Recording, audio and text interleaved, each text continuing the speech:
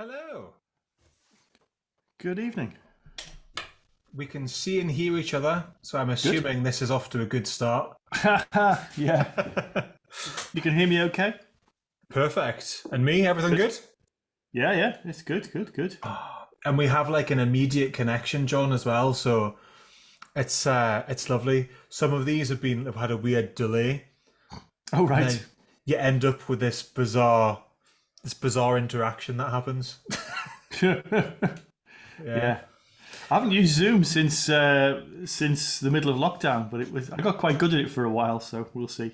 Since the dark times. Yeah, the dark times. Absolutely. Yeah. Well, thank you very much for joining us. No problem. You'll have to excuse me. So I've very cleverly I booked in several interviews today, and then forgot to schedule in like any time for me to run back and forth for drinks and things. So I've got my little supply here. I've got my supply in front of me. Oh, it's amazing. You're the second person now to be drinking wine, and I'm drinking lemon water. Well, it's Friday night, so. I know. I've been really boring, and I'm fasting just now. Oh. So I'm trying to get some weight off for summer, and I'm just punishing myself. So I went for a big run today, and then yeah, water and lemons. Well, you feel Happy good at the end times. of it, though. That's what I'm going to tell The myself. results are worth it. I'll keep telling myself that, John. It's fine. Yeah. So thank you very much for giving me some of your time this evening. You're welcome. If I just give you a little bit of sort of background and context to let you know kind of why I'm doing this and where this has started, and also why I would quite like to speak to you this evening as well. Yeah. So basically, this last year, I've been finishing some music studies, and I did a week's residential in London where me and a group of musicians from all around the country, we got together and did this quite sort of intensive week of studying together. And I was presented with walking into a room full of musicians I've never met before, and then quickly realizing that I think everyone in the room was sort of vastly superior to me with their skills, and just feeling like, I shouldn't be here. Like, I really shouldn't be here. And what I'm sure really that's not the case. but do you know, But the it's the thing that imposter surprised syndrome, isn't it? Yeah. yeah, it's this. I spoke to I had the chance to speak to everyone at the residential, and everyone that I spoke to said the same thing, and I was like, oh, but that's quite. Cause I've never really had that conversation with people before, Yeah. and this podcast's kind of came about because of that, because people were interested in speaking about sort of their own experiences with music and how it's helped them, and sort of, for me, it's the sort of the voice in my head when I'm playing or creating something. I have this very negative voice in my head, which seems to be a common theme across most musicians. So I'm going to start really heavy and say, is that a similar story for yourself? I guess, yeah, to some extent, yes, for sure. I'm thinking back to the first band I was in. I was really lucky and flattered that the other guitarist was way better than me, but he always gave me a solo in every single song we ever did. It was a blues band, so it kind of fitted and worked. But that did wonders for my confidence. But you're right; it's still like you try to avoid this thing of guitarist rivalry. You don't want to be the ego on putting other people down, but at the same time, you're sitting there watching people going, "Ooh, I can't do that," or "I wish I could do that," or So I mean, sometimes you go, "Oh yeah, I can do that," but most of the time, it's like, "Oh, I can learn something from him. I learn something from her. She's got a bit of style. He's got a bit of style." And I suppose the truth of it is that everybody has got something that makes them interesting. And we've got different levels of ability and different levels of experience, but everyone has got something that's interesting and unique to them. And that's probably, I guess, the way I'm trying to look at it. Mhm. I may not be succeeding, but that's how I try to look at it. I think that's a beautiful way to look at it, because I think myself, especially in my younger days of playing, so particularly my first bands, and sort of I've been in bands since I was a teenager, and I've always had this very competitive. I would see another guitar player and think like, rather than look at someone and think that's amazing, like I'm going to work to do that, Mm. it would be this very sort of jealous, very like, they can do that. They must have better equipment than me. They must have better guitar than me. Um, and it's taken until, embarrassingly, it's taken until fairly recently for me to realize, like, actually, like, if you don't look at things like a competition and you look at it like you've just said, we've all got something unique to offer. We can all do things. We've all got our own characteristics and traits that we sort of put out on our instruments. And when you stop looking at it like a competition, it Mm. becomes, I don't know. To me, I'm enjoying music much more now with that mentality than I ever had. It's so freeing to do that. Yeah, and I have to admit, I'm kind of working on it. I don't think I'm there. The competition element of it is for sure still there. Hmm. And it's the first go to is ooh, hang on, um, not sure about this guy. Is he better than me? Is he not better than me? And the other side to it, I think, is that you need a bit of reassurance from other people. Um, and part of the job of the guitarist is to project something as well. So if you come off stage and people tell you, "Oh, you were really good," it's very easy to believe that, or it's very easy not to believe that. You can go either way, and if you believe it, you could end up going down the rivalry route, and if you don't believe it, you can go down the oh dear depression route. Yeah. I mean, I don't know what it is. I don't know if it's the same with you, but every time I play a gig the following day, it's like, oh, I'm sure I made a right mess of it last night. And It's, thinking it's back, kind of the same depression you get when you've had too much to drink, and the following morning you get up and you've just got this feeling of regret in the bottom of your stomach, and there's no real reason for it. It's just there's something I don't know, and it's the same after a gig almost always. You think, oh, I could have played that better. Oh, I made the mistake there. Oh, I fluffed that one. yeah, And yeah, people might still be coming up and saying, "Oh, I really enjoyed it. That was great. You're a good guitarist." And you're kind of plotting this line, trying to work out, well, what is the reality here? yeah. And sometimes you've got to block it all out and just try and say, well, I am what I am. But it's really hard, and it's nice to hear you Yes. say that, because I have the same. I don't think I've ever played a gig where I've left and thought I'm really happy with everything there. Um, Mm, and exactly what you're saying, the next day there's things that haunt me, and yeah. it's usually, if it annoys me more or it haunts me more if it's something easy that I've messed up. Mm, If it's something difficult, I can think, well, in fairness, it was quite hard to do, and like, heat of the moment, whatever. yeah. But when people come and speak to me sort of after you've done a gig, my initial reaction is, if somebody says that was really great or you were really great, I think they've seen me make a massive balls up or something here, and they're coming over to make me feel better by saying that was really great. Yeah. And I always just say, "Oh, thank you very much." Like, thank you very Mm. much. But in my head, I'm thinking, like, is that like a pity? Is that, are they trying to sugarcoat that for me and say, like, Yeah, and honestly, I don't think people bother to do that to massage to make you feel better. To be honest, I think they're more likely to say nothing. So they probably meant it if they came up to you and said those things. mhm. But it is I did. that. I went on a course once when I was at work, and one of the exercises we did was accepting compliments, because when we did a little test exercise, we found that almost none of us actually accepted a compliment. We always deflected it, put it down, rejected it. And one of the things that is worth practicing is when someone says you did well, just say thank you. Yeah. It's really nice of you to say that. and don't add to it, don't argue with it, don't rationalize it, accept it. It does actually make you feel good. It makes the other person feel good too as well, just to be thanked for it. So that was something I learned many years ago, and I try and do that. I don't always succeed, of course. I can always talk a good game, but I don't always achieve it. But I always try and so the last live gig that I went to see was do you know the band Pensacola Mist? Like a synthwave I haven't band? seen them, but I've seen them advertised a lot. Yeah. Yeah.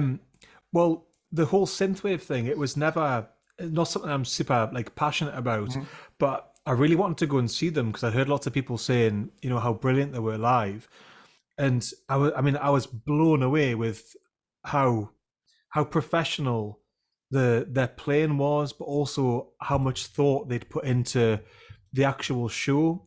Yeah. And it was all like it was almost like a theatre production. It was so well thought out. And I thought, I can't leave without saying to every member of the band how impressed I was. And then as I did it, I felt like I kind of thought, if I was in that position, would I have accepted? Because I'd said, I just want you to know, like, that that's so good. I was so impressed. And then I thought, I don't know if it came across like genuine or whether people were, maybe it's me overplaying it in my mind a bit, but I'm often so worried what other people are going to think, and I'm trying to be genuine, and I'm just so worried what other people might think of me in any situation. I think if you're being genuine and other people don't take it, I think that's their problem, not yours. Yeah, that would be my comment to that. If you're being genuine, you're genuine. Yeah, that's it. But I think it is the sort of narrative that we've got, like, and my last guest that I was speaking to is a violinist she's living in Dublin. I think it's Dublin. But she's just a sickeningly good player. And when I'd spoke to her about the same things, I said, I heard you play one note when we played together in London. She was in a different group to me, like a different band to me. And I'd not heard her play for the whole week. And then at the performance, she played one note. And I went, yep, she's amazing. Within a split second. And I thought, she seems so relaxed, so calm, and just in control of everything. And when I'm playing live, and I don't know if it's similar for you, I have like a million things rolling in my mind, and sometimes completely random thoughts that just derail you. Oh, that's possible. Yeah, that happens. The one I've been talking to people recently about is if you've got, I mean, you maybe don't get this because you tend to play in a band that's louder than some of the stuff I've done. But I can be playing and you can hear the audience talking to some. that sounds awful, doesn't it? But low volume acoustic stuff, and people will talk, and that's fine. They're there for a good time. But the biggest difficulty is if it's someone speaks to someone and suddenly their voice, because it's familiar, cuts through everything. Yeah, and it goes straight into your mind. It's like I think they call it the cocktail party effect, because you can pick their voice out to 50 others, and that can absolutely throw your concentration. Just because it's somebody and their voice cuts through. Other people, it's just kind of burbling along. Yeah. But, I've been saying that to a few people recently. They go, "Oh yeah, I found that. That's really weird." But it's quite a feat of concentration, isn't it, to play a gig? If it wasn't a feat of concentration, I think it would be so far within your abilities, you'd probably be coasting so much it wouldn't really be interesting for anybody. Yeah. So part of it is I guess walking the high wire of at least trying to push yourself and trying to push something that you find difficult, so that it pushes things for everybody. Yeah. And what I've said this a few times, but I often find if it's something I have to, so say it's a really tricky, like a tricky solo part or a bit in the song that I know, even if it's a tough song that's in a set, that's where most of my rehearsal goes into for a gig, and I usually have such a it's so worked up in my mind that like that bit's coming, that bit's coming, that Yeah. bit's coming. And usually when I get there, it's fine. Like I don't have an issue with doing the bit. But what I'll find is the immediate sense of relief afterwards. That I'll go on. We usually put like an easy song in the set afterwards, so we've got a bit of breathing room. And then there'll be like a 3-chord trick, and then you start, and you're like, "What are the chords for this?" Yeah, And it's yeah. completely gone. Yeah. People think like they've just done that, and now they're struggling with this. I know, struggling with that. Yeah, I Yeah. know. I know what you mean. I know what you mean. But it's hard to like the level of concentration, and you want to be relaxed and you want to be enjoying what you're doing. But if you coast too much, that's when you completely drop the ball. And luckily, I don't think there's anything ever happened to me performing live that's been so monumentally disastrous that I've thought, yeah, like I've really got to watch what I'm doing there. Yeah. But it's those little things that I wonder if people even pick it up at all. Like I bet you if I'm playing guitar and you're in the audience, you'd pick it up because you're a guitar player. Maybe. But I wonder if, because to me, when I'm listening to other players, I'm genuinely never listening to like, oh, he's played that well, or whoops, he's hit a wrong note there. No. But then the expectation is when I'm on stage that everyone turns into like a critic. Yeah. It's so stupid. Yeah. Yeah. Yeah. But It almost makes you wonder why we do it. But I think something you said there just reminded me of kind of the flip side to it. I don't know if you play golf at all. I don't play golf. I've not played for a couple of years now, but there's something about golf because it's so fiendishly difficult to be consistent. But in every round, there's usually one shot that is so gratifying that it makes you want to go back the next time. Even if the other 110 shots were rubbish, there's one you think, oh, if I could do that every time, I'd be happy. And I think it can be the same with the song at the gig. It's maybe not one every gig, to be fair, but every now and again there's one where you seem to get in a zone and the sound is right and the feel's right and you feel like you've played it really well, and that's enough to keep you coming back.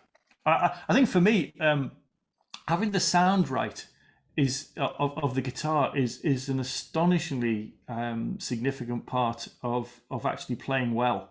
Yeah, because if you're fighting the sound, it's almost like you can't play a note. But if the sound is right for what you're doing, the guitar seems to play itself. I don't know what it is, but yeah, I totally agree with that. It's I've recently moved over to. I say I moved over. I'm still toying with the idea whether I'm going completely, but as everyone started using the digital digital sort of effects, and I've kind of I got myself a Headrush unit, and I've now done maybe 3 or 4 gigs with it, and I really love it because basically it's straight into the PA, and I've got a personal monitor which sits about there behind my head, and I can hear everything. Like whatever I'm playing, it's perfect to me. And people that have been along the gigs have said that sounds really good. And I'm thinking like I'm starting to feel like I'm in control of my sound, and that gives me so much more confidence. Yeah. But it's right what you're saying is I don't feel inspired to play. Like if I plug in a guitar and I want to like write a piece of music or just learn something, if the sound's not right, it's game over straight away. Yeah, definitely, Completely. definitely. But I'm still firmly in the other camp of the analog stuff.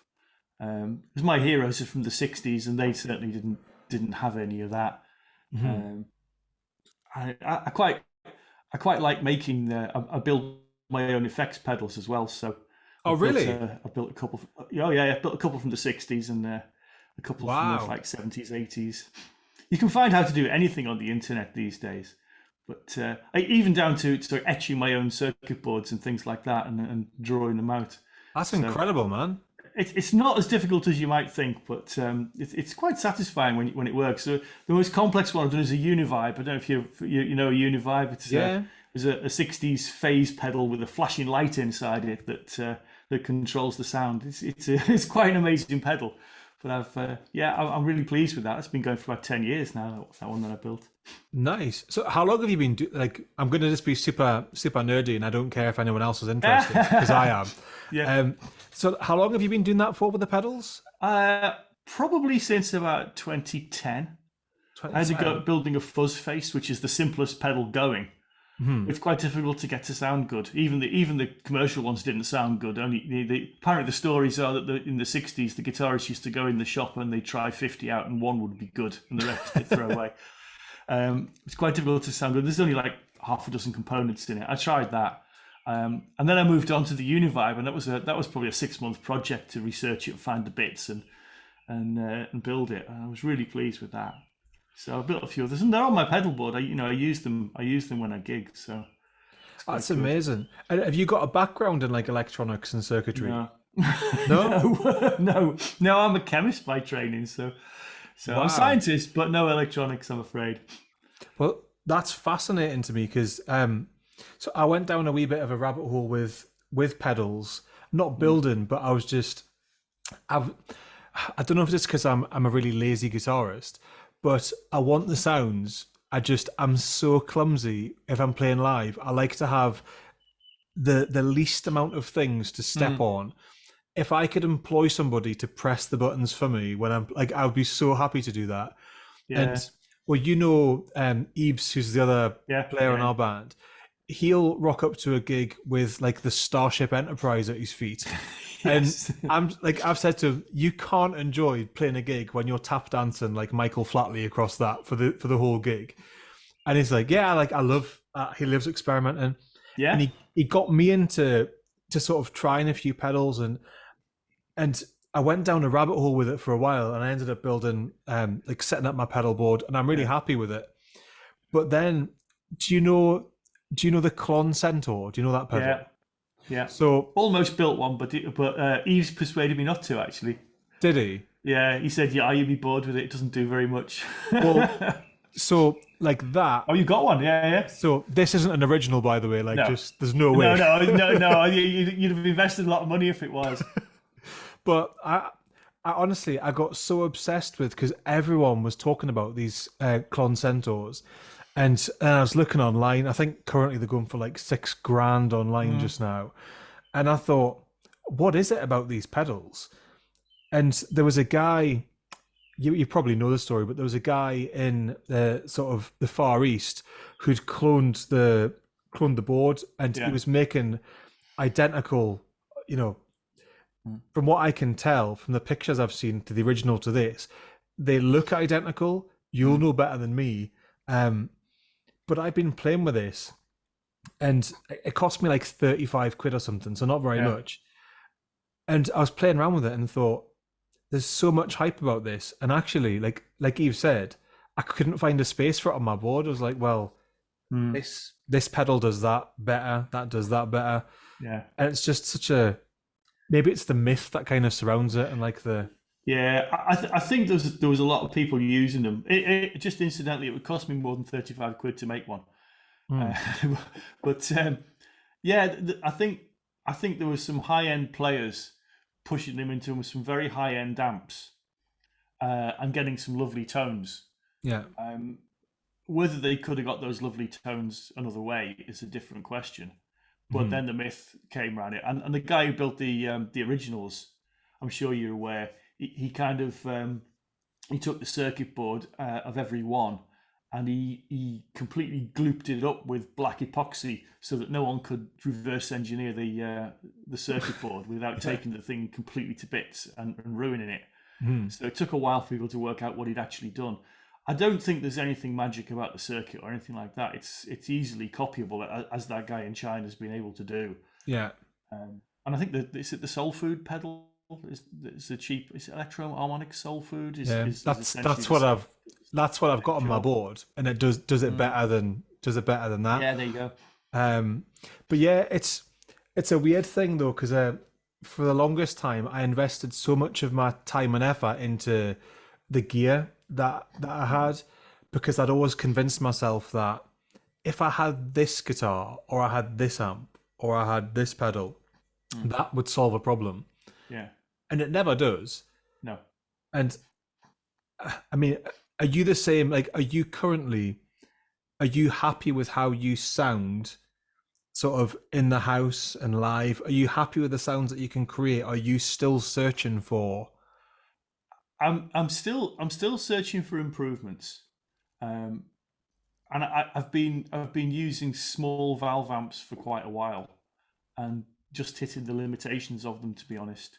So Mhm. actually, this week I got myself a slightly bigger valve amp, and I'm going to use it for the first time tomorrow, hopefully.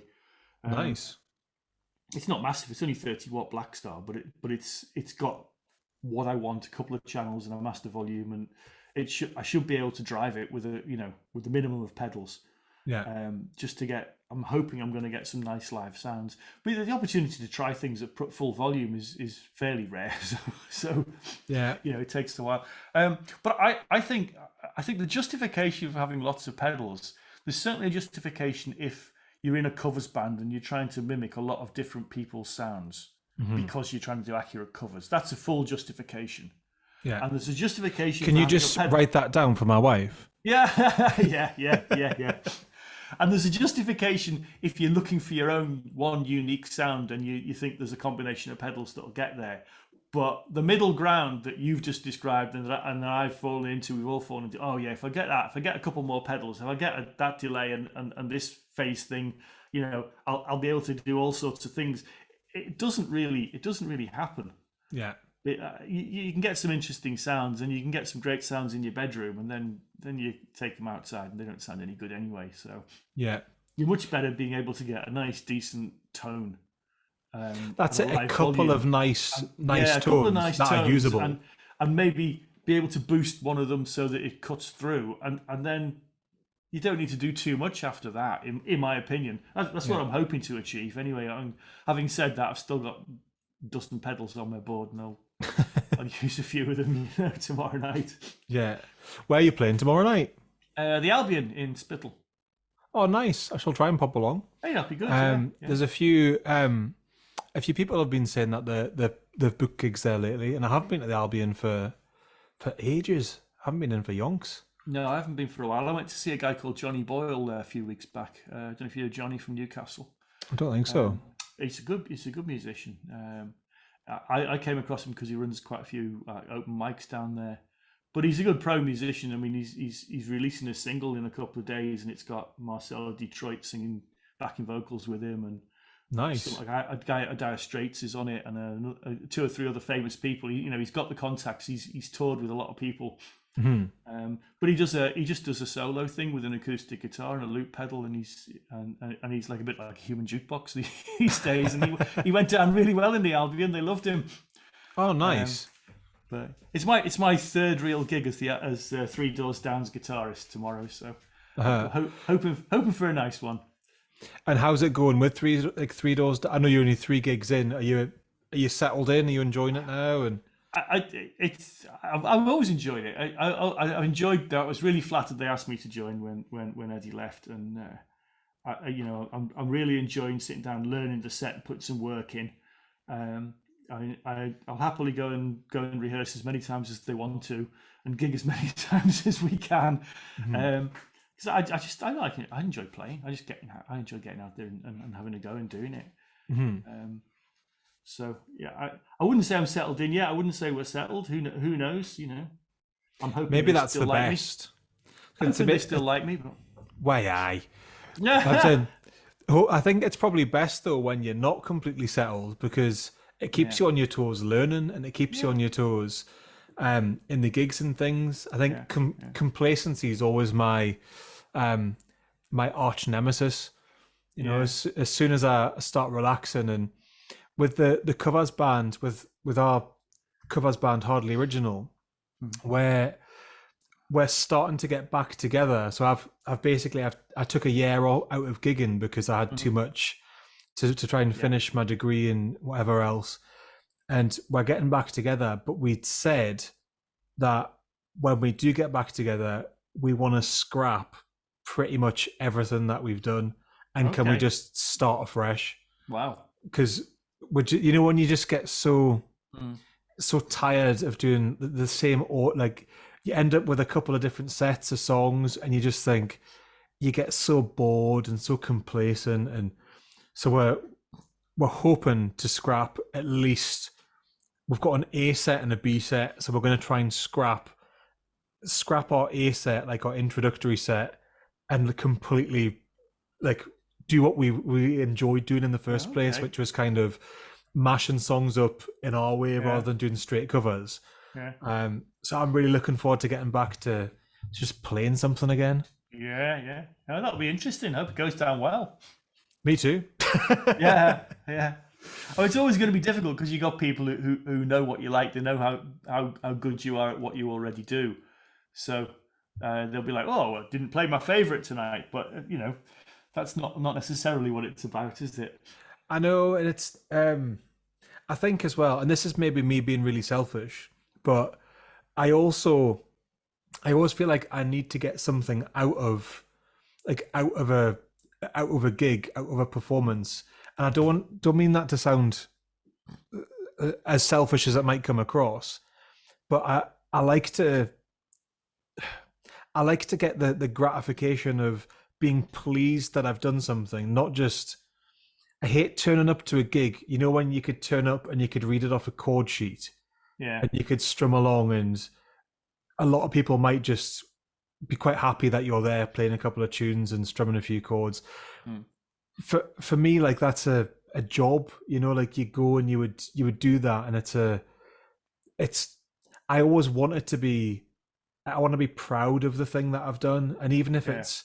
I'm proud because I've came up with my own way of playing something, or I lock in really well with like Martin and Eves and Alan, and I don't know. And is that kind of, you don't want to give the middle finger to the audience and saying like, we're going to do what we're going to do, and you can like it or lump it, because that's the wrong attitude to have, But equally, there has to be that balance as well, of like, it's got to be fun for everyone. Everything all right there? Yeah, I think a bird just flew into my conservatory window, but it's all right. It flew off again, so it's all right. I just got the shocked look of. Yeah. It's like what was that? Yeah. But yeah, I'm just trying to balance that, isn't it, with pleasing. Yeah, I think you're right, because I mean, if you go into that with a genuine intention to do something good, rather than we're just taking the mickey by doing what we want, that's terrible. But if you're going in with we're going to do what we want because we think we can provide you with something really good, then that's a fair and that's an honest approach, and at that point people can either like it or not. It's then up to them, isn't it? You've done a good job. Well, it's always. When we first started out, we were just a 3-piece. So it was me, my sister, and a lad called Chris.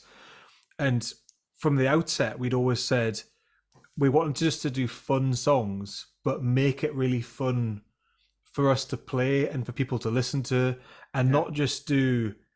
I mean, we do straight covers as well, but we always wanted to do something a little bit funny and a little bit. Like to push ourselves a bit, and just like have fun with a song and seeing if we can, we sort of tried to mash up like a Queens of the Stone Age song with a Hall and Oates song, because they're kind of in the same key, and you're like, we could shoehorn that in there. But there's things like that just, it makes, very selfishly again, it makes me really happy and it makes me laugh when we do that and we have fun and we get Eve singing falsetto parts to things and take the mick out of him for doing that, and it's just good fun. I love all that sort of stuff. But, so one of the things I'm trying to ask everyone about is sort of the underlying theme of these podcasts is talking about the insecurities and anxieties that we have as musicians, because I quite like these to. I like to think that these go out, and some people that might be struggling with performing or writing music, and particularly the students at sort of school that I teach, that a real theme from those students is they really love music, and they're passionate about it, but there's all these crippling doubts that will stop them doing the thing, and stop them, releasing a song or going to do a gig because they're worried about what other people say. And we've both been through it, and we're continuing to go through that. Do you feel like, I don't know how to phrase this, but do you care what other people think in terms of what you're doing with your music? Yeah, I do. I think you're in an area that's really interesting there, because I'm thinking back to when I was at school, and I don't know why the hell none of us sang, but it was like, we're singing. Come on, no, nobody sings. That's a really sissy thing to do, despite the fact that we'd like music, and we'd watch. At that time, it might be David Bowie, or it might be whatever, totally out there, totally, and they'd be heroes, and yet we couldn't see ourselves doing anything like that. So there's that whole kind of peer pressure thing. And then, I didn't even play guitar at school. I actually got a guitar on my very last day in school. Actually, the day before my last day level, which I then failed because I was playing guitar the day before. That's the rock and roll way to do it. Well done. That's my story. It's not true. It's because I didn't do enough work. But but then later on, I got into a trap of, I want this to be perfect. I idolized Jimi Hendrix, and I want to be able to play Little Wing exactly the way he played it in that particular live version in one particular concert, and I still love it, and I still work on that, but I never will play it the same, and I've kind of realized that. But then it was like, oh well, I want to go. If we're in a band, I want to be perfect. I don't want to make any mistakes. And that is crippling. That is absolutely crippling. So you stand, and the first time I performed, my knees are shaking and my lips going, But I mentioned earlier on that the first band I was in, the other guitarist being really generous and giving me a solo for everything, even though I wasn't up to it. It got me to the point where I didn't really care, because I knew I'd find my way through. And it was kind of, you got to a level of competence where it maybe wasn't very good, but you knew you weren't going to be just playing dreadful wrong notes the whole time. And I guess I relate it to things I did at work, where some people would get horribly uptight about having to give a presentation. That never got me. And I'd say to them, well, look, you know more about the subject than anybody else in the room. So how can it possibly go badly? They can't find the faults because you know it and they don't. Yeah. And for me, it was always that situation that if I knew the subject I was going to talk about, and I can convince myself I knew more than the other people, it was never going to be a problem, and I could get up and talk. And I've done that many times. But music's never like that, because you can never tell yourself, "Oh, I know more about the music than the other people in the room, and I'm a better player than everybody else in the room." So the confidence comes from that. That's never going to happen. Yeah, never ever going to happen. Yeah. So you've got to reach an accommodation with yourself that says, "Okay, actually, I've made a few mistakes on stage, and actually I got away with them. Nobody died, And occasionally you make one that's so bad that you go, ooh, and everybody knows you've made one, and still nobody dies, and still actually it's only a couple of seconds out of a performance, and if the rest of it's all right, what's the problem? You know? So that's for me is the accommodation I have to get to in my mind, is that it'll probably be good enough, and if that's enough to get me on stage, and then on stage I'll do what I do, and it's either good or it isn't. But I'm not crippled by the insecurity when I'm on stage. I'm certainly never one of these people who's gone and thrown up before they go on stage because of stage fright. But then I'm playing small pubs. I'm not playing the O2 Arena. Maybe I would if I was doing something really serious. Yeah, and I think though that the sort of I think it's so different for everybody, Yeah. with how they deal with sort of the pressures of performing live or writing their own stuff, whatever it might be. And I don't know. I sometimes feel weird saying this, but I've always. So I remember in my first band at high school, where it was in a band called Project 90, and it was like a pop punk band because Blink 182 and Green Day Oh were all yeah. the rage, and whatever. And I'd always really struggled with getting up on stage. Like I always did it, but I was always really nervous. And like you're saying, like shaking legs, lips going, and you think like, this is like, why am I doing this? Mhm. It's terrifying. And maybe it's a way to cope with it. And I still do this now. Is I kind of I'd never think of myself as being the person that's on stage. I've created a kind of even if it's just for me, I've created Alter ego. yeah, like a persona, an alter ego. And when I'm on stage, and this is so stupid, but I say it to myself like, it wasn't me. It was like, it was stage me that's done that. All right. And I'll say things and do things, and I'll That's a great idea. present as sort of, I'll often sort of take the mick out of someone on stage or have a bit of a laugh or whatever. But that's not me. I'm although people might have a hard time believing it, I'm incredibly introverted, and I like just to be, yeah, sort of. I spend a lot of time on my own, and that's how I feel like I recharge. And I'm not one that's out socializing a lot, and it takes a lot of energy when I go out and do something like that. And I wonder if that's came about maybe as a little protection sort of mechanism to Yeah. deal with it. But yeah, maybe I'm just weird. Yeah. Maybe that's it. An alter ego stage Darren who wears his underpants outside his trousers, Super Darren. Yeah, Yeah. but it's the It's only an way interesting I've. idea. I've never thought about it that way. I'll have to give that a go.